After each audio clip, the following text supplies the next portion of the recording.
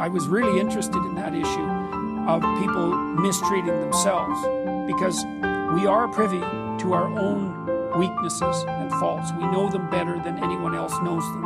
And so it's very easy for us to determine that we're not worthwhile because of all the ways that we don't live up to what we should live up to, and the painful knowledge we have of that, and to not regard ourselves as worthwhile, and to not treat ourselves properly. And that's not good. You have to treat yourself as if you're valuable. And then that is the same attitude that you extend to other people.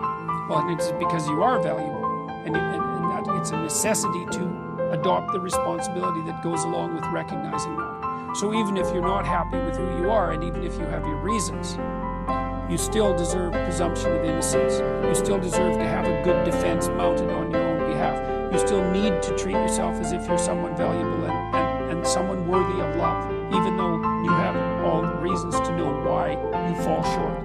And that's absolutely crucial, and it is hard for people to learn that. Hard for them to learn not to beat themselves up too much. Every relationship that you have in your life, or that you've ever had in your life, with every single person, is a reflection of the relationship that you are having with yourself. People come into our life, into our experience, to show us, to demonstrate, to reflect and mirror back to us the places and pieces and parts of ourselves that we cannot see, are unwilling to see, that we deny or dismiss or ignore. Every relationship in your life is a reflection of the relationship that you're having with yourself. Now, right now, if you're having some resistance to that, if you're thinking about your ex or your ex-mother-in-law or your girlfriend or somebody that betrayed you, and your mind is telling you that can't be true, that's not right, that's it. That's it right there. Because there are parts of us, there are things about us that we simply cannot see. Sometimes we don't want to see. Sometimes we see and then we ignore or deny. You see, each and every one of us has what we call a shadow part. That's the part of us that we hide and cover and covet. Those pieces and aspects and things about ourselves that we find unpleasant or unacceptable. We tuck them away in the shadow. And someone will come into our life and reflect a light on that shadow. And that's when we see it. We see it in them. People come into our lives and they mirror back to us the pieces and parts of ourselves that we cannot, will not, do not want to see. And it's all a reflection of the relationship that we're having with ourselves. Do you love you? I mean, really love and accept you? Do you trust you? Do you trust your own thoughts and feelings? Do you honor you? Do you respect you? And where did you learn how to do that? Because so many of us have a disjointed or dysfunctional relationship with ourselves because of what we've seen and what we've been taught and what we've been told. And the relationship that we have with ourselves more often than not mirrors what we've been taught and what we've seen and what we've experienced.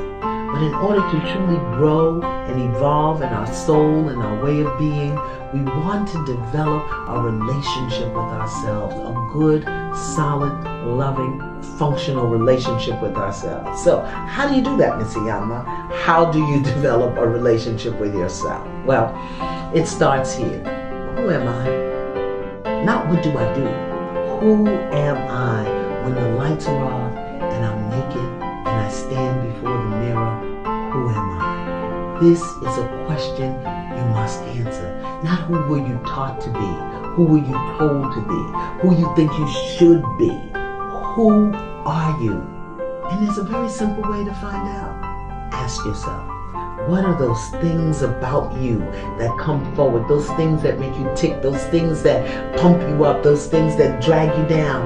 Who am I? You've got to answer that question. And don't judge yourself if you don't know it. So very often we think if we're 30 or 40 or 50 years old, we need to know. But how many of us have really sat and asked the question? We know what we do. We know what is expected of us. We know what our obligations and responsibilities are. But who am I in the middle of the night when I wake up and there's nobody there? Who am I in a crowd of people where I feel uncomfortable? Answer that question. The next step to really developing a healthy relationship with yourself is understanding what matters to you. What do you value? Do you value freedom? Do you value peace? Do you value external validation? How do you discover that? Again, pen to paper. What matters to me is. Because very often we go into relationship and settle for less than we want, deserve, or desire because we don't know what matters to us and we don't know how to ask for it. And more often than not, we don't expect to get it. But when you know who you are, when you know what you value, when you know what matters to you, every relationship that you go into, you will expect and you will receive reciprocation for who you are and what you give and what matters and what you value, because you will attract to you more of who you are. Like draws like. That's just the law. That's how it works. The next step, see yourself. See yourself at your best and see yourself as your worst, and don't judge it. Accept it. Self-acceptance. There are some things about me that I love, and there are some things about me that I'd rather nobody ever knew. But you know what I've learned to do? I've learned to put that stuff out front. I don't hide it. I don't deny it. I don't lie about it.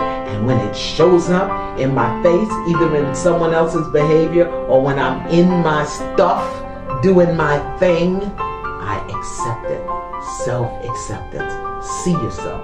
Know yourself. Accept all of who you are without judging it. So very often we think we should be somewhere else, doing something else. We think we should be in another place in life and we should have more. Well, if you don't know who you are and what matters and what values, what you got is what you've created from a lack of knowledge of yourself. See yourself. Know yourself. Accept yourself without judgment. Appreciate yourself. No matter where you are today, you got you there. The good and the not so good. No matter who you are today, you've been with you through it all. Appreciate who you are. And finally, honor yourself. Honor your feelings. Honor your thought. Honor your gifts. Honor your strengths. Honor your weaknesses. Work on those things that need to be worked on. Give yourself permission to explore, to stand up, to fall down, to not be perfect all the time. Honor who you are, where you are, what you do, how you do it, and commit yourself to be better.